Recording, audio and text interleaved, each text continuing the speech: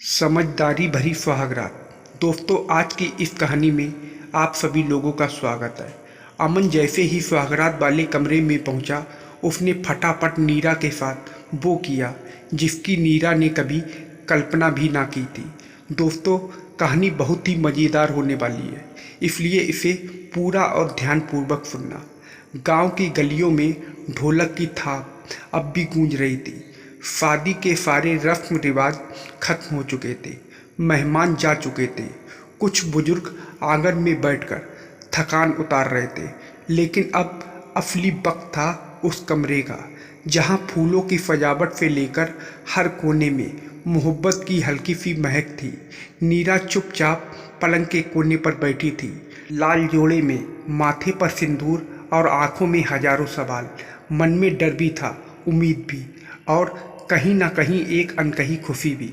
बचपन से जो कहानियाँ सुनती आई थी, पहली रात की बातें, प्यार कैसे होता है, आज वही सब सच्चाई बनकर सामने खड़ा था। दरवाज़ा धीरे से खुला, आरब अंदर आया, थोड़ा झिझकता, थोड़ा मुस्कुराता। उसने दरवाज़ा बंद किया और कुछ पल चुपचाप नीरा को देखता रहा। दोनों के बीच कुछ दूरी थी, लेकिन उन चुप निगाहों में जो बातें थीं उन्हें कोई शब्द बयां नहीं कर सकता था। आरब धीरे धीरे चलकर उसके पास गया, सामने बैठते हुए बोला, नीरा, बहुत थक गई होगी ना आज। नीरा ने धीरे से सिर हिलाया, पर कुछ बोली नहीं। उसकी नज़रें नीचे झुकी रही। आरब ने एक गिलास पानी बढ़ाया, पहले पानी पी लो। नीरा ने कांपते हाथों से गिलास पकड़ा, कुछ घूंट भरे और फिर गिलास मेज पर रख दिया। आरब ने मुस्कुराकर कहा, तुम्हें शायद लग रहा होगा कि मैं कुछ कहूँगा, कुछ करूँगा, पर आज मैं बस इतना चाहता हूँ कि तुम आराम से सो जाओ। ये रात तुम्हारी है, मैं हूँ, लेकिन जब तक तुम ना चाहो कुछ नहीं होगा। नीरा ने पहली बार उसकी आंखों में देखा। वहाँ एक अजीब सी सुकून देने वाली गहराई थी। आरब ने अपना हाथ उसके हाथ पर रखा। प्यार ज़बरदस्ती नहीं होता नीरा, प्यार तो धीरे धीरे परवान चढ़ता है। आज अगर तुम बस मेरा नाम लेकर मुस्कुरा दो तो भी मेरे लिए यही काफ़ी है। नीरा की आंखें भर आईं, शायद उसे ऐसे शब्दों की उम्मीद नहीं थी। उसने हौले से आरब का हाथ पकड़ लिया और धीरे से बोली, आप बहुत अच्छे हो, और हाँ, अब डर भी नहीं लग रहा। उस रात उन्होंने कोई बड़ी बात नहीं की, कोई शारीरिक नज़दीकी नहीं हुई, लेकिन दो दिल करीब आए। आरब ने नीरा के माथे को चूमा और बोला, आज बस सो जाओ, कल से हम साथ साथ चलेंगे, हर सुबह, हर शाम। कमरे की बत्तियां बुझ गईं। बाहर रात का चांद पूरी नमी से चमक रहा था, जैसे उसे भी पता था कि ये प्यार की पहली मुलाकात थी। सुबह की पहली किरण जब खिड़की से होकर कमरे में आई तो नीरा की नींद टूटी। वो कुछ देर चुपचाप लेटी रही। उसकी आंखों में अब डर नहीं था, बल्कि एक मीठी सी शांति थी। बगल में आरब सोया था। उसकी नींद गहरी थी, चेहरे पर हल्की सी मुस्कान थी, जैसे कोई मीठा सपना देख रहा हो। नीरा उठी, चुपचाप पाँव से पायल उतारी ताकि कोई आवाज़ ना हो। उसने धीरे से पर्दा हटाया और बाहर आंगन की ओर देखा। सब शांत था, बस कुछ महिलाएं नीचे रसोई में हल्का हल्का काम शुरू कर चुकी थीं। उसे याद आया, माँ ने कहा था, सुहागन की पहली सुबह सबसे खास होती है।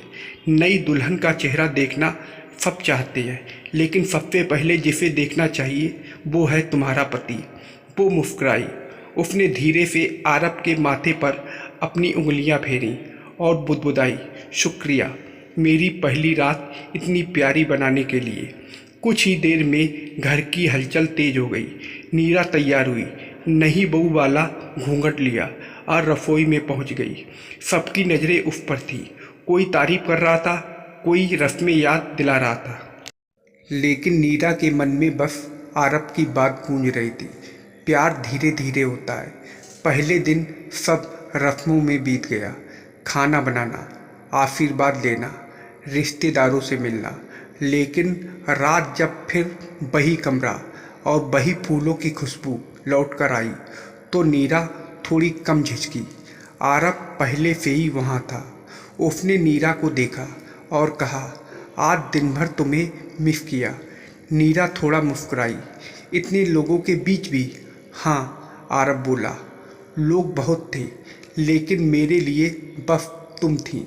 रात देर तक वो दोनों बातें करते रहे। नीरा ने बताया कैसे वो पहले दिन डर रही थी, कैसे हर पल उसे शक था कि क्या वो ठीक कर रही है। आरव ने अपनी नौकरी, अपने दोस्तों, अपने कॉलेज के किस्से सुनाए। उस रात उन्होंने एक दूसरे की जिंदगी की किताब के पहले कुछ पन्ने पढ़े।